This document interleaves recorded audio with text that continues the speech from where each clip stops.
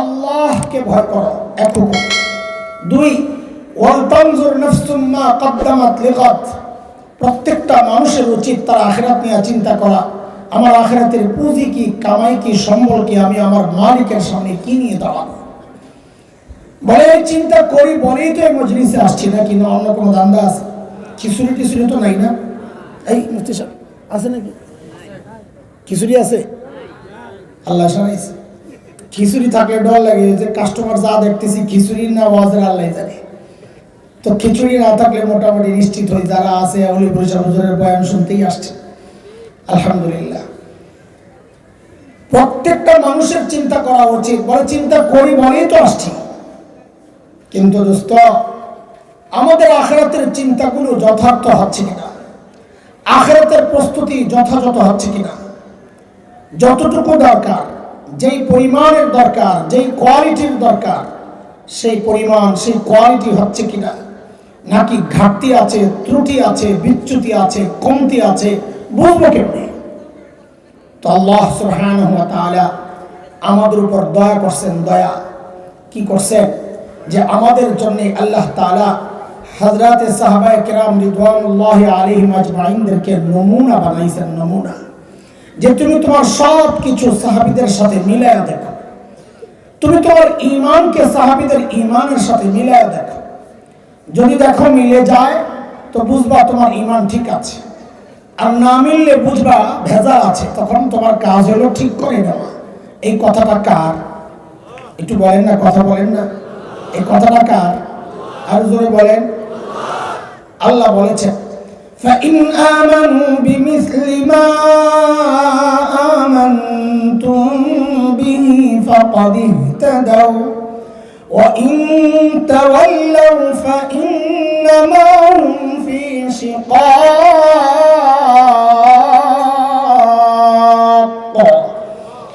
বলে তুমি তোমার তাকওয়াকে সাহাবীদের তাকওয়ার সাথে মিলাও। বলে কেন মিলাবো? তো আল্লাহর বলার ধরনটা যেমন এমন, কেন মিলাবা? তুমি যে মুত্তাকি, পাগড়ি বসো, জুব্বা বসো, তোমার বউ তো স্বীকার করে না। পীর সাহেবের কাছে খবর লেগে দেখেন, পীর সাহেবের বউ পীর সাহেবের কাছে মুড়ি দেয় না। চিনি আপনি কোন মার্কা পীর, খবর আছে আমার। তেলা পোকাও একটা পাখি, আপনিও একটা পীর, খালি খোঁচায়। এক পীর সাহেবের বউ খালি খোঁচার মধ্যে রাখে। একদিন ঘরে আসছে আর বউ কয়, হায় রে খোদা, আমার কপালে আল্লাহ কোন পীর মিলাইলো। কি হয়েছে? হঠাৎ করে আবার কি হলো? আজকে দেখছি আমাদের বাড়ির সামনে দিয়ে একজন পীর সাহেব উইরা উইরা যায়। তুমি তো লেমড়ায় লেমড়ায় আনো। তো পীর সাহেব কয় কি, আগে জানতাম পোড়া কপাল, তোর দিল নষ্ট হয়েছে, এখন দিন শক্তিও নষ্ট। বলে কেন? কটে যে আমি আসিলাম, খেয়াল করো নাই। এখন বউ কি বলে, আরে তাই তো বলি, দেখছি ডানা একটা ভাঙ্গা। ঘটনা কি? স্বীকার করবে না। স্বামীর কারামতি বুজুর্গি স্বীকার করতেছে না। ভাই সত্য কথা যেটা বলে দে, বিশ্বাস না হলে বিশ্বাস করে যায় যে হুজুর আপনার বউ কার মরিদ না, বন্ধ করে মরিদ। খুবই সে কয় কি আসাদ নদীর শয়তান। আল্লাহ তাআলা বলেন, তুমি মুত্তাকি, তোমার পাশের মানুষ স্বীকার করে না। আর আমার সাহাবী, আমার নবীর সঙ্গীরা, তারা যে মুত্তাকি আমি আল্লাহ নিজে সাক্ষী দিচ্ছি। ইন্নাল্লাযীনা ইয়াগুদ্দুনা আসওয়াতাহুম ইনদা রাসূলিল্লাহ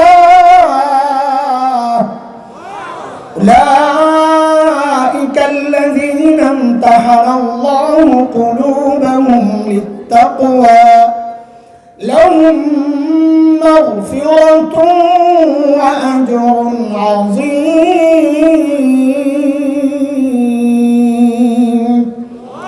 বলেন বলেন, একটু আমার সাথে কথা বলেন। আমাদের আমলকে কাদের সাথে মিলাবো? জোরে বলেন, কাদের সাথে? বলে আল্লাহ কি দিবেন আগে কর, হিসাবটা পরিষ্কার হোক। যদি মিল্লা যায় কি দিবেন? তো আল্লাহ তাআলা যেন জবাব দিচ্ছেন। সূরা তাওবা 100 নম্বর আয়াত। কি দিব? সাহাবীদেরকে যা দিছি তোমাদেরকেও তাই দিব। কি দিছেন? সাহাবীদেরকে কি দিছেন? তা আল্লাহ বলেন, ওদেরকে দিছি স্বীকৃতি। ওদেরকে আমি জানিয়েছি আমি তোমাদের উপর রাজি হয়ে গেলাম। সাহাবীদের সাথে মিললে তোমাদের উপর আমি রাজি হয়ে যাব। বলে আর ওদেরকে বলেছি তোমাদের জন্য আমি জান্নাত তৈরি করে রাখছি, তোমার আমল যদি মিলে তো মনে রাখো তোমাদের জন্য আমি জান্নাত তৈরি করে রাখবো। কে বলেছে? কে বলেছে? আল্লাহ বলেন সূরা তাওবা আয়াত 100, والسابقون الأولون من المهاجرين والأنصار والذين اتبعوهم بإحسان رضي الله عنهم ورضوا عنه وأعد لهم جنات تجري تحتها الأنهار خالدين فيها أبدا ذلك الفوز العظيم। বলেন আমাদের আমলকে কাদের সাথে মিলাবো? সবাই বলেন হ্যাঁ। হুবহু সাহাবীদের আমলের সাথে আমাদের আমল মিলবে না। বলে কেন মিলবে না? বলে কেন মিলবে? আমি আপনি সেজদা করি, আমাদেরকে সেজদা শিখিয়েছেন আমাদের উস্তাদ, আমাদের বাবা মা। আর সাহাবীকে সেজদা শিখিয়েছেন মুহাম্মদুর রাসূলুল্লাহ সাল্লাল্লাহু আলাইহি ওয়াসাল্লাম। মিলবে কোত্থেকে? বলতে এতক্ষণ মিলাইতে বললেন যে না না, বিষয়টা একটু বুঝা, মিলবে না। আমাদের বড়রা বলেন তোমার আমার চেষ্টা থাকবে কাছাকাছি যাওয়ার, মিলবে না। চেষ্টা করো কাছাকাছি যাওয়ার। কেন? তো বড়রা একটা কথা বলেছেন, বড় দামি কথা, সোনার অক্ষরে লিখে রাখার মতো কথা। সেটা হলো মনে রেখো দুনিয়ার জিন্দেগিতে সাহাবীদের সাথে তোমার সম্পর্ক যতটা নিবিড় হবে, কাছে যাবা, মনে রেখো হাসরেও আল্লাহ তোমাকে সাহাবীর তত কাছাকাছি উঠাবেন। হাসরে সাহাবীর কত কাছে থাকতে চাও সিদ্ধান্ত তোমার, দুনিয়ায় তত কাছাকাছি যাওয়ার চেষ্টা করো। হতাশ হয়ে না আবার একেবারে যে সাহাবীদের সাথে আমাদের মিলবে না, তো আমাদের উপায় কি হবে? না, হতাশার কোনো কারণ নাই। আল্লাহ সাহাবীকে বানাইছেন নিজের হাত দিয়া, আমাদেরকে বানাইছেন পাও দিয়া। কি দিয়ে বানাইছেন? আমাদেরকে ওই আল্লাহই বানাইছেন, তাই না? আমাদের জন্য বিশেষ বিশেষ স্পেশাল অনেক সুযোগ রাখছেন। যেমন একটা সুযোগ আপনাদেরকে বলি, একটু খুশি রাখি যেন হতাশ না হয়। এদিকে তো ফসল টসল হয় না, কিন্তু যে সমস্ত এলাকায় টমেটোর চাষ হয়, ফুল সিজনে টমেটোর কেজি কত থাকে বলেন তো? 10 টাকা। আচ্ছা 20 টাকাই ধরলাম, জান ফুল সিজন 20 টাকা। আচ্ছা বলেন তো 20 টাকার টমেটোটা ফ্রেশ না ভেজাল? ফ্রেশ, মাশাআল্লাহ। কেজি কত? কিন্তু 3 মাস 4 মাস আগে যে টমেটো খাইছেন কত টাকা কেজি?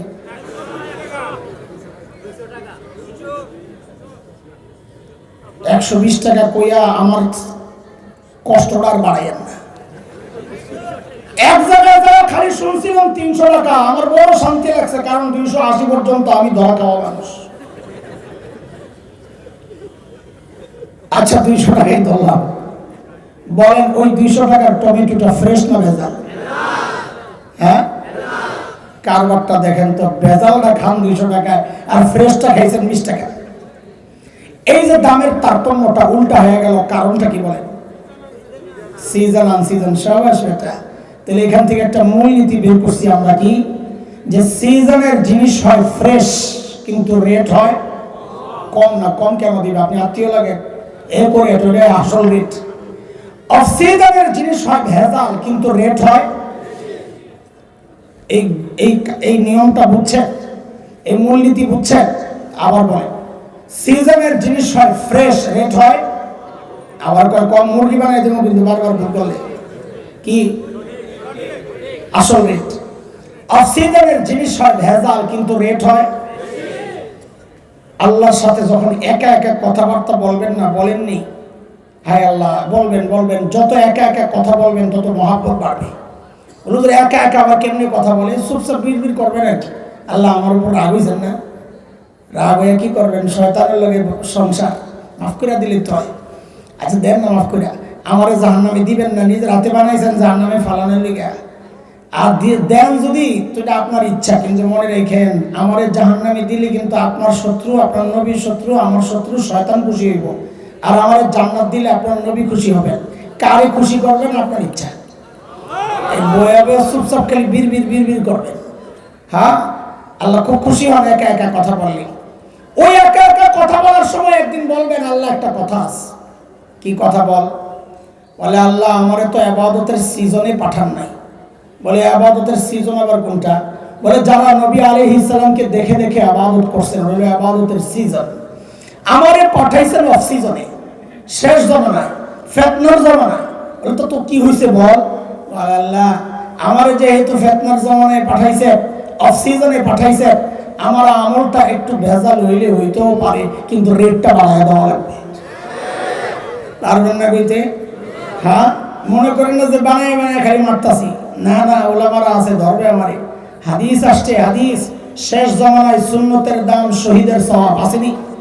শেষ জামানায় সুন্নত আঁকড়ে ধরলে আল্লাহ শহীদের সওয়াব দেন, আছে হাদিসে। এই হাদিস প্রমাণ করে শেষ জামানায় আমলের ভেদ বেড়ে যায়। কথা ঠিক কিনা? তাহলে আমাদের আমলকে কাদের সাথে মিলাবো? জোরে বলেন, জোরে, কাদের সাথে? চলেন সাহাবায়ে কেরামের মৌলিক একটা বৈশিষ্ট্য শুনি,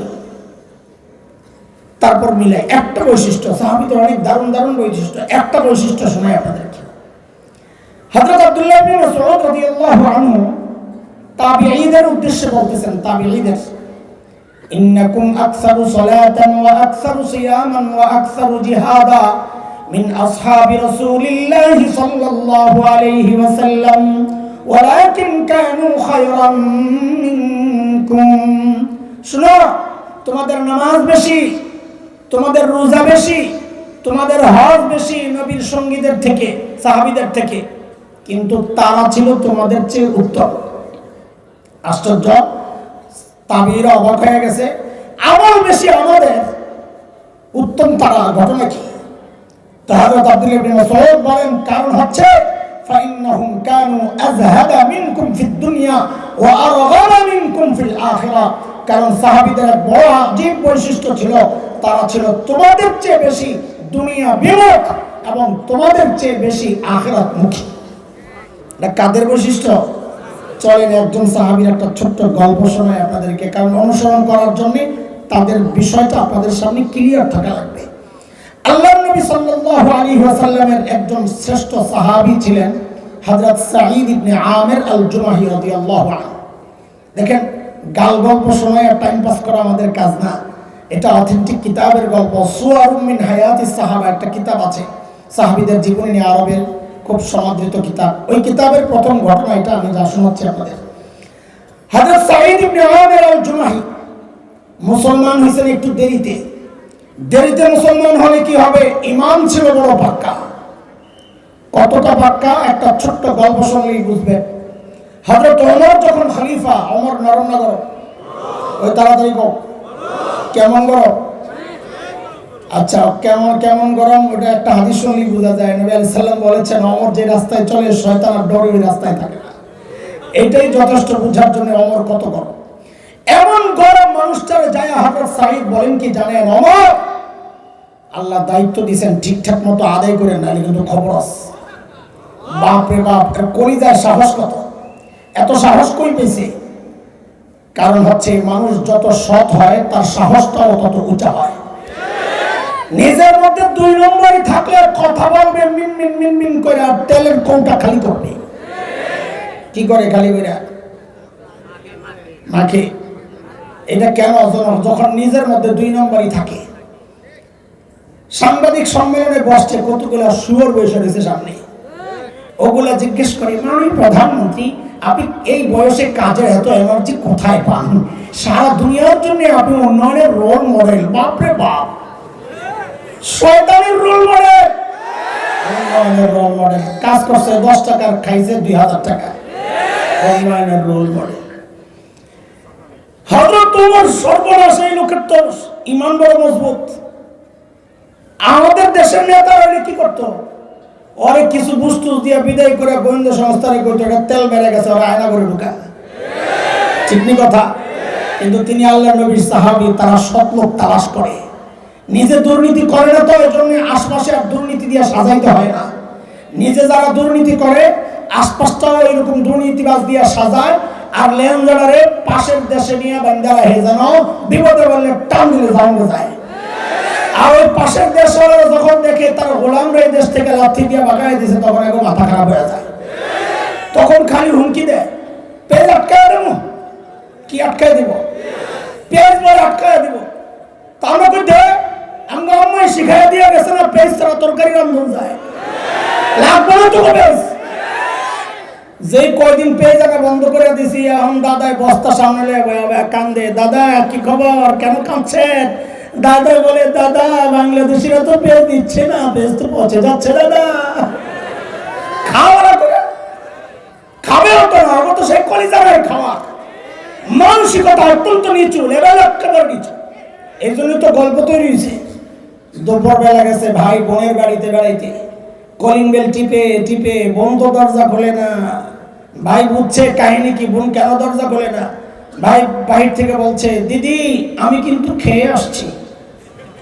এখন দিদি ভাইয়া ভিতর থেকে কত আগে বলবি না, ওরা বলে আবার আমার দেশ দখল করবো কত দিন।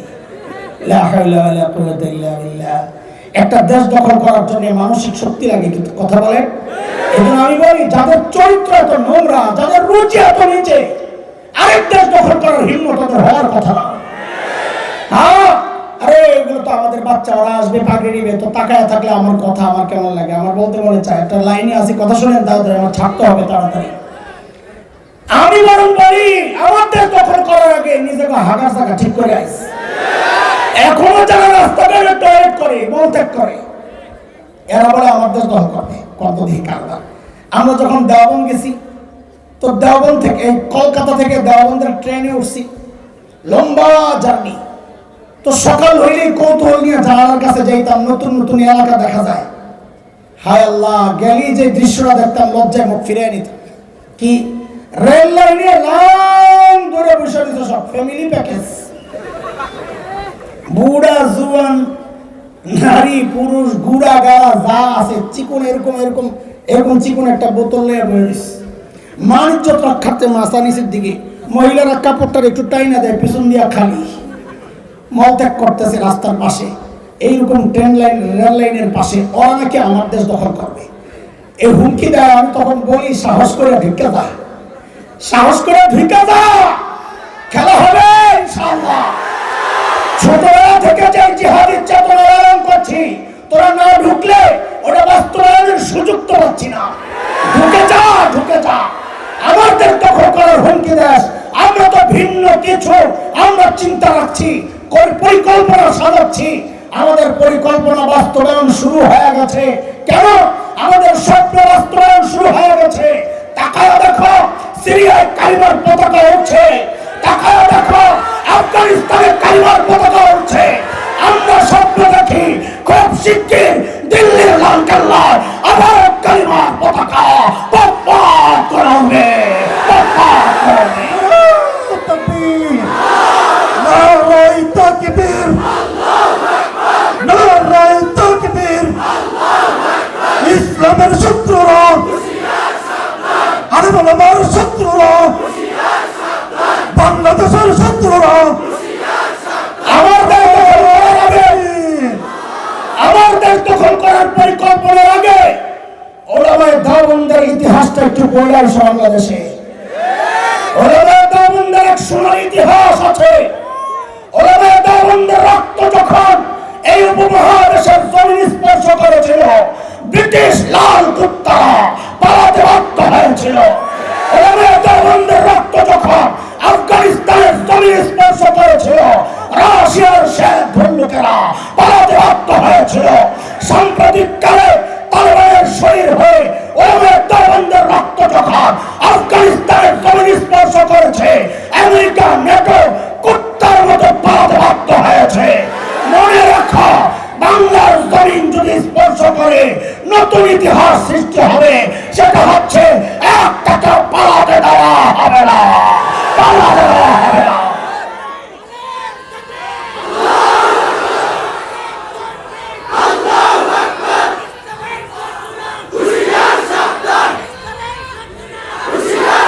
ভারতের দালালেরা হুঁশিয়ার সাবধান, দালালিয়ার করিস না রে, পুজোর চামড়া থাকবে না রে, দালাল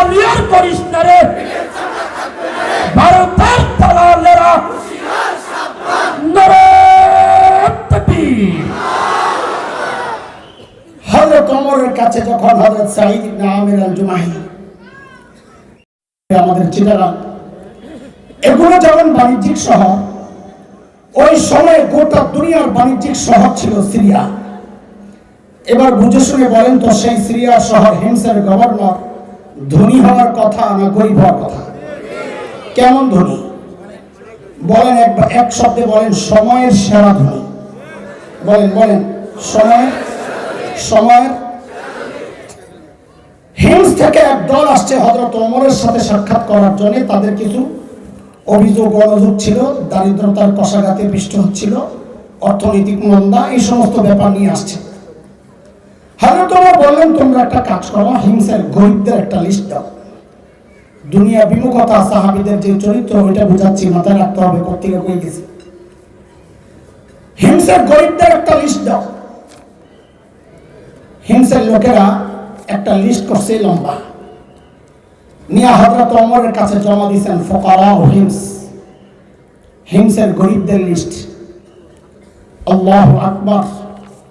হযরত ওমর লিস্টটা ধুইরাই তাকায়া দেখেন, অবাক হয়ে তাকায়া আছেন। কেন? কারণ তিনি দেখেন যে ওই লিস্টের শুরুর দিকেই হিমসের গভর্নর সাঈদ ইবনে আমির আল জুমাহির নাম। সাঈদ ইবনে আমির জানতে চাইলেন, আমি এরকম ফাঁকে এরকম কি ব্যাপার, তোমাদের গভর্নর বুঝি গরিব মানুষ? হিমসের লোকেরা জবাব দিলেন, বালা আমি অরুণা আফখরুনা, আমাদের গভর্নর শুধু গরিব না, হিমসের মধ্যে সবচাইতে গরিব। কল্পনা করা যায়? সাহাবী, এর নাম কি? এর নাম কি? হযরত ওমর এই কথা শুনে না এতটা খুশি হয়েছে, সাথে সাথে 1000 স্বর্ণ মুদ্রা, কত? 1000 স্বর্ণ মুদ্রা প্যাকেট করে দূত মারফত পাঠায় দিয়েছেন, যাও আমার পক্ষ থেকে আমার সাঈদকে হাদিয়া দিয়ে আসো। কত কত? 1000 স্বর্ণ মুদ্রা বুঝে? এক স্বর্ণ হানাফি মাযহাব মতে 3.2 গ্রাম, এই হিসাবে প্রায় 3.5 স্বর্ণ মুদ্রা দিয়ে 1 ভরি হয়। তো ধরেন 1000 স্বর্ণ মুদ্রা মানে প্রায় 350 ভরি, প্রায় 350। তাই 1 লক্ষ টাকা করে হইলেও তো প্রায় 3.5 কোটি টাকা। এই বিশাল অঙ্কের হাদিয়া যখন হযরত সাঈদের কাছে পেশ করা হয়েছে, হযরত সাঈদ প্যাকেটটা খুলি যখন দেখলেন এই বিশাল অঙ্কের হাদিয়া তার জন্য, তিনি সাথে সাথে প্যাকেটটাকে ছুঁড়ে চিৎকার দিয়ে বলে উঠলেন, ইন্না লিল্লাহি ওয়া ইন্না ইলাইহি রাজিউন। কি পড়ছে? হাদিয়া পাইলে ইন্না লিল্লাহ পড়ার কথা না আলহামদুলিল্লাহ পড়ার কথা। আপনারা কি পড়তেন জানি না, আমার ইমানের যে হালত, এমন একটা পোটলা পাইলে রে ভাই, লাভ দিয়া ধইরা ভিতরে যাইয়া নিজেও আলহামদুলিল্লাহ পড়তাম, বড় বলতাম আলহামদুলিল্লাহ পড়ো, পড়া বন্ধ করতাম আলহামদুলিল্লাহ পড়। বিশ্বাস না হইলে দিয়া দেখেন না। আল্লাহর নবীর সাহাবী কি করছেন? কথা বলে না, এমন ভাবে ইন্নালিল্লাহ বলেছেন, বিবি তো ভেতর থেকে ভয় পায় গেছে, হারি মদিনা থেকে দূত আসছে, না জানি কোন দুঃসংবাদ নিয়ে এসে আল্লাহই জানে। সাথে সাথে জানতে চাইলেন, আকুতিলা উমর ইবনুল খাত্তাব, কি ব্যাপার, সাইয়েদনা ওমর বুঝি শহীদ হয়ে গেছেন? এইভাবে ইন্নালিল্লাহ কেন পড়লেন? হযরত সাঈদের জবাব, না না, ঘটনা তা না, বরং তার চেয়েও মারাত্মক। তার চেয়েও বউ আবার জানতে চাইলেন, আকুতিলাল মুসলিমুনা ফি মারিকা, তাইলে কি কোনো যুদ্ধে মুসলমান ব্যাপকভাবে শহীদ হয়ে গেল কিনা? হযরত সাঈদ বলেন, না না, ঘটনা তাও না, তার চেয়েও মারাত্মক। বউয়ের কলিজা এবার গেছে শুকায়া, এর চেয়ে মারাত্মক ঘটনার কি হবে বুঝছি, না জানি আমার জামাইয়ের কল্লাটা নিতে পারিস। আরে বলেন না, কি সমস্যা? আল্লাহ আল্লাহ আল্লাহ। আল্লাহ নবীর সাহাবীর ছোট্ট একটা জবাব, কিয়ামত পর্যন্ত যদি কেউ দুনিয়া বিমুখ হতে চায়, এই একটা জবাবকে অনুসরণ করলেই যথেষ্ট। কি বললেন তিনি? কেন এই 1000 স্বর্ণ মুদ্রা পেয়ে ইন্নালিল্লাহ পড়লেন? তিনি জবাব দিচ্ছেন, উদখিলাত আলাইয়া দুনিয়া লিতুফসিদা আখিরাতি, আরে আমার ঘরে দুনিয়া ঢুকায়া দেওয়া হয়েছে আমার আখিরাতকে বরবাদ করার জন্য। সাথে সাথে বিবিকে বললেন, আমি চাই মদিনার দূত আমার ঘরে থাকতে থাকতে এই 1000 স্বর্ণ মুদ্রা তুমি হিমসের গরিবদের মধ্যে বিলায়া দিবা। কি বুঝলে? শাসকের মধ্যে যদি ইমানদারি থাকে তো নিজের বরাদ্দের টাকাটাও জনগণকে দিয়ে দেয়, আর শাসকের মধ্যে ইমানদারি না থাকলে জনগণের বরাদ্দের টাকা মাইরা বিদেশ যায়, বাড়ি বানায়। এটার কত বাস্তবতা আপনাকে ওই ভিতরের রাস্তাটি দেখলে বোঝা যায়। এই ঠিকটাও আসতে কয় কষ্ট তখন বই চাই তো তোমার কত কষ্ট হয় না, অভ্যাস হয়ে গেছে গেলে ঠিকটা জোরে হয়ে যায় না। জোরে ঠিক না করে সামনে আর আমার এসি ভাষা আল্লাহ আল্লাহ আল্লাহ। বউরে যখন কইছে সব দিয়া দাও, বউ তো আর আমাদের বউ না রে, আমাকে বউ হইলে আচ্ছা আপনার কটা ভালো সবাই আল্লাহ আল্লাহ বুঝুর্গ, আমারটা যদি কইতাম সব দিয়ে আল্লাহ একটা বেশকি যে খাইলাম হইলে বুঝুর কি দেখায় সব দিয়ালে বেশি পিড়াপিড়ি করলে বউ তো 2 ভাগ করে, অর্ধেক আমার অর্ধেক আপনার, আমারটা থাক ঘরে কত কাজ আছে, আপনারটা দিয়ে আলাম অনেক সব হইল। কিন্তু বউ তো সাহাবীর বউ, কার বউ? পোলাপাট একটা পরামর্শ করা যায়, যারা বিয়া করস নাই কাজে লাগবো, বিয়ার সময় লাগবো, দেমো দেমো। পোলাপান বউ পায় না, মারো না, আয়া খালি কর একটু পানি ভরা দেন, একটু ফুল দিয়া দেন, তাবিজ দেন, বউ পাই না। তা আমাকে পাবি কেমনি? তুই নিজে 2 নম্বর আর বউ তালাশ করে রাবিয়া বসিয়া, এটা কি সম্ভব? আল্লাহ কি জালেম বেটা তোর মতো 2 নম্বরের কাছে রাবিয়া বসিয়া নেককার মেয়েটারে পাঠাই ওরে ঠকাইব? এই জন্য একটা পরামর্শ কর, বিয়ার সময় কাজে লাগবে, ওটারে ফলো করবি তো বউ পাবি।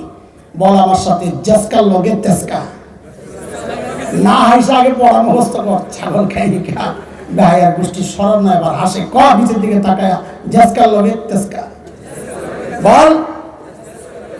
এটা আমার কথা না রে, এটা কোরআনের কথা।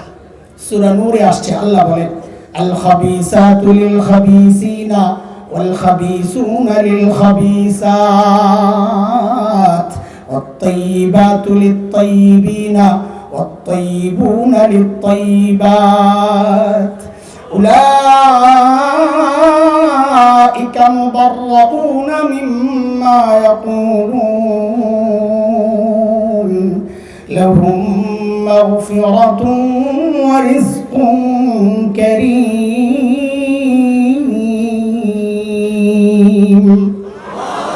সংক্ষেপ তরজমা করলে এটাই বেড়ে জাসকার লগে তেসকা। বউ যখন বলছে সব দিয়ে দাও, বউ একটু দেরি করে না, সাথে সাথে নিয়ে সব দান করে দিচ্ছে। দুধ কয় কই আসলাম, এরা মানুষ না ফেরেশতা? এইটাও কি সম্ভব? দৌড়ে গেছে মদিনা, হযরত ওমরের কাছে খবর দিল, কই পাঠাইলেন আমার, এরা তো মানুষ না ফেরেশতা? কি করছে? সব দান করে দিছে। হযরত ওমর এত খুশি হয়েছে, আবার 1000 দিয়ে পাঠাইছে, মানে আবার দিয়ে। এইবারও একই কাহিনী, হযরত সাইদ কয় সব দিয়ে দাও। এইবার বউ একটু মোরা দিস, ঘরে কত কিছু লাগবে, আসলেও তো ঘরে কত কিছু লাগে, আমরা তো খবর নাই, বেলাগো খবর থাকে না, রাত্রে যায় ঝাড়িটা ঠিকই মারে, কি রান্ধনি প্রত্যেক দিন খাইতে ভালো লাগে, কত বাজারে যেতে পারেন না, আমার সময় আছে নাকি?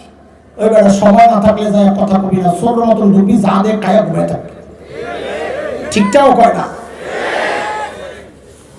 এই বদ অভ্যাস অধিকাংশ বেটার, বাজারে যায় না, ঘরে যায় রাতে ঝাড়ি লয়, কথা কন, এটা ভয়ঙ্কর বদ অভ্যাস। আরো বদ অভ্যাস আছে, বউরে তুমি যাই ওগা বাজারে, এইটা যেটা কয় এটা যদি পিরন্দর কাজ, যারা বউ বাজারে পাঠায়, কথা কন ঠিক কিনা? হযরত সাইদ জিজ্ঞেস করতেছে, কেন তোমার কি ঘরে কোনো জরুরত আছে? কত কিছু লাগবে, কিছু রাখেন না।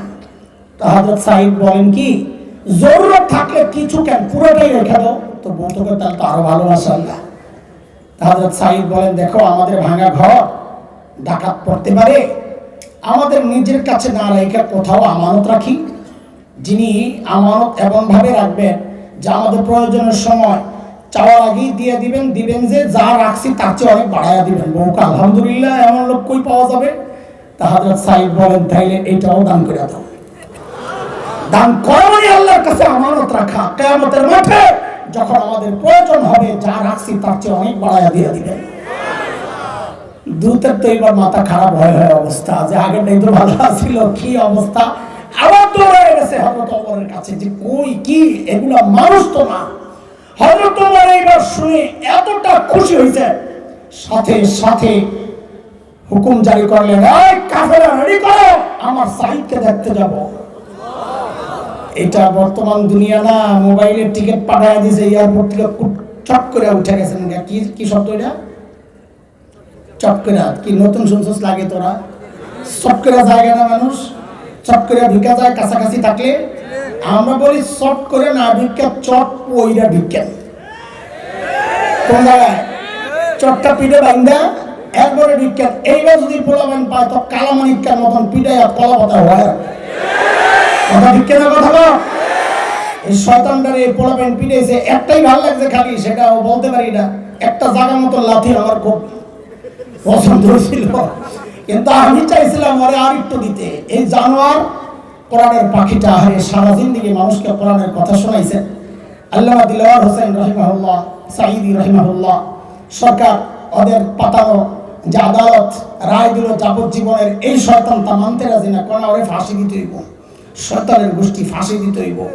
তোরে এই লাইতাইয়া এই পিটাইয়া কলা পাতা শোয়াইছে না, ওরে ঝুলাইয়া টুকরা টুকরা করে কুটি কুটি করে বটি বানাইয়া পাগলা কুত্তা দিয়া খাওয়ানো দরকার আছে। কথা বলেন ঠিক কিনা? এগুলা জানোয়ার, এগুলা মানুষ না, এগুলা জানোয়ার। সাইয়েদে ওমরের কাফেলা যখন হিমসে ঢুকে, গোটা হিমস যেন ভেঙে পড়ে। কেন? চারদিক থেকে হাজারো মানুষ ছুটে ছুটে আসতেছে না। হারি মদিনা থেকে আমাদের আমিরুল মুমিনিন আসছেন, আল্লাহর নবীর সাহাবী ওমর ইবনুল খাত্তাব আসতেছেন এক নজর দেখার জন্য। হযরত ওমর বসা, পাশে সাঈদ ইবনে আমির। ওমর চিন্তা করলেন, সাঈদকে আমি তো ভালো জানি, কিন্তু জনগণ কি বলে, এই সুযোগে একটু পরীক্ষা করে নেওয়া যাক। হযরত ওমর ডাক দিয়া জানতে চাইলেন, ও হিমসের মানুষ, তোমাদের গভর্নরের বিরুদ্ধে কারো কোনো অভিযোগ আছে নি? থাকলে দাঁড়ায়া যাও। বাপরে বাপ, এই 6 মাস আগে যদি আপনাদের এলাকায় এসে কেউ বলতো আপনাদের এলাকার নেতার বিরুদ্ধে কারো কোনো অভিযোগ আছে, তো মানুষ মাথাটা নিচের দিকে দিয়া বলতো কি, অভিযোগ তো আছে কিন্তু দাঁড়াবো না, এখন দাঁড়াইলে সকালে শুয়ে পড়া লাগবে। ঠিক নি কথা? কিন্তু ইসলামী শাসন ব্যবস্থার সৌন্দর্য এটা, জনগণের কথা বলার অধিকার ছিল। হযরত ওমর বলার পর কোন থেকে বুড়া দাঁড়িয়ে গেছে। আছে মানুষের স্বভাব দেখা দেখি কাম করা। আপনার ঘাটটা ব্যথা করতেছে, রাস্তায় দাঁড়ায় ঘাটটারে ঠিক করার জন্য উপরের দিকে তাকায় থাকেন কতক্ষণ, দেখবেন পাশে দিয়া যারা যায় অধিকাংশ দাঁড়ায় দেখবে আপনি কি দেখতেছেন। ঠিক নি কথা? একজন দাঁড়াইছে, সাথে আরো 3 জন। ওমর তো অবাক হয়ে গেছে, আরে কারে দেখতে আসলাম, তার বিরুদ্ধে দেখি অভিযোগের শেষ নাই। বলেন আপনার কি সমস্যা? আরে আল্লাহু আকবার, ধনী এলাকার গভর্নরের বিরুদ্ধে কি অভিযোগ একটু শোনেন। বলে, আমিরুল মুমিনিন, আমাদের গভর্নর মাসে একদিন অফিসে আসে না। মাসে কয়দিন? আর আমরা তো সপ্তাহে ছুটি কাটাই 2.5 দিন।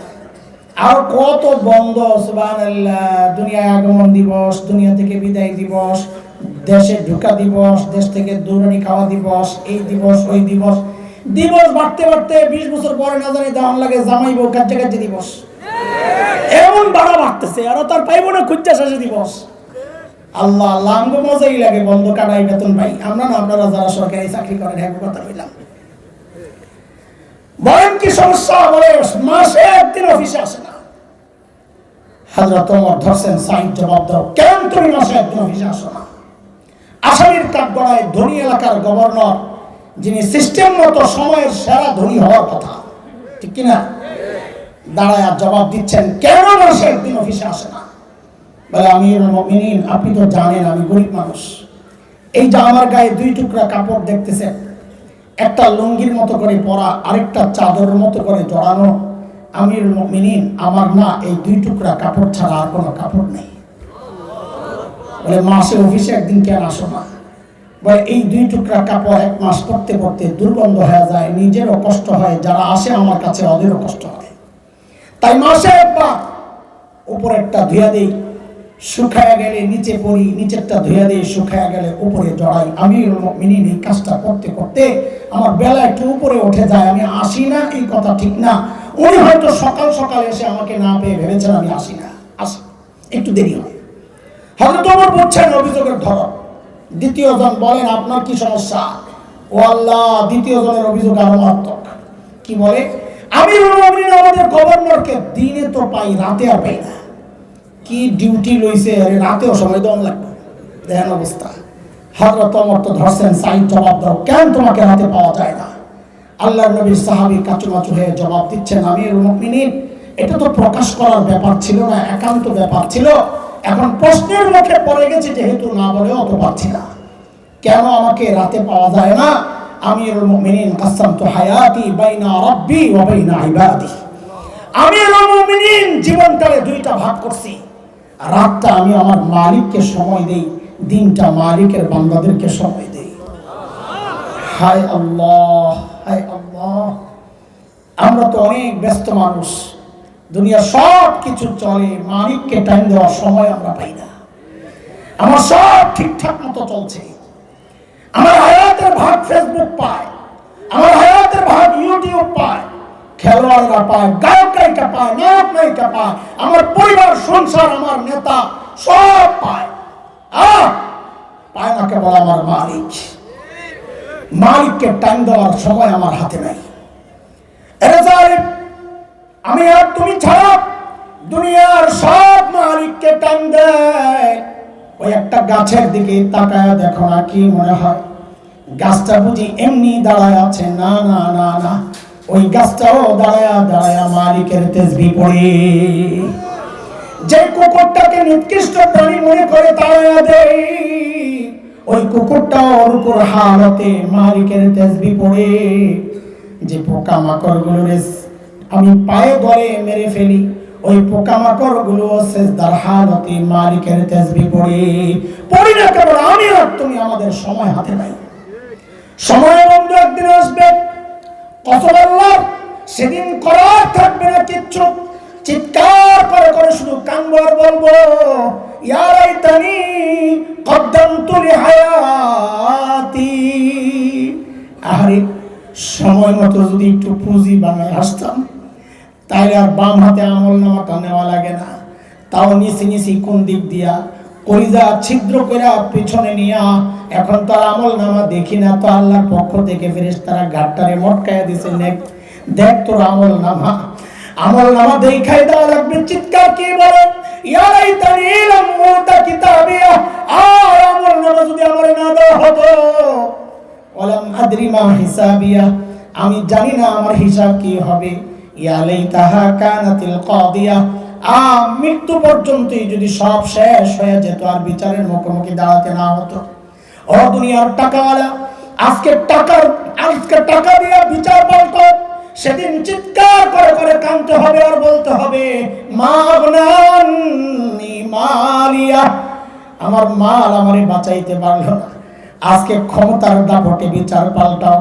সেদিন চিৎকার করে করে কাঁদতে হবে আর বলতে হবে, হালাকা আন্নি সুলতানিয়া, আমার ক্ষমতাও তো শেষ, এখন আমার উপায় কি হবে? আওয়াজ আসবে, কান্না থামাও। যখন কান্না করার দরকার ছিল তখন তো কান্না করে নাই, তখন হেসেছে, তামাশা করেছে। এখন সময় শাস্তি পাওয়া। খুযুহু ফাগুল্লু সুম্মাল জাহিম সাল্লু, এগুলারে ধর, বেড়ি পড়া, টাইনা হেস্টাইয়া নিয়ে জাহান্নামে ফালায়া দে। বলে কি দিয়া পেঁচাবে, কেমনে পেঁচাবে? আল্লাহ বলেন, সুম্মা ফি সিলসিলাতিন যারউহা ৭০ যিরাআন ফাসলুকু, ৭০ গজ লম্বা শেকল দিয়া পেঁচায়া টাইনা নেওয়া হবে। হযরত ইবনে আব্বাস রাদিয়াল্লাহু তাআলা আনহুমা বলেন, শেকল দিয়া কেমনে পেঁচাবে জানোনি? আরে হযরত ইবনে আব্বাস বলেন, শেকলের মাথাটা নাকের ছিদ্র দিয়া ঢুকায়া পায়খানার রাস্তা দিয়া বের কইরা টাইনা পেঁচা জাহান্নামে নিয়ে ফালায়া দেওয়া হবে। এ যুবকের আমার ভাই, এমন ভয়ঙ্কর পরিবেশ পরিস্থিতির মুখোমুখি দাঁড়াতে না চাইলে সাহাবাওয়ালা জিন্দেগি বানাও, গুনাহমুক্ত জীবন বানাও। আল্লাহ তাআলা আমাদের সবাইকে গুনাহমুক্ত জীবন যাপনের তৌফিক দান করেন, সাহাবাওয়ালা জিন্দেগি তৌফিক দান করেন। আমিন। ওয়া আখিরু দাওয়ানা আলহামদুলিল্লাহি রাব্বিল আলামিন। আসসালামু আলাইকুম ওয়া রাহমাতুল্লাহি ওয়া বারাকাতুহু।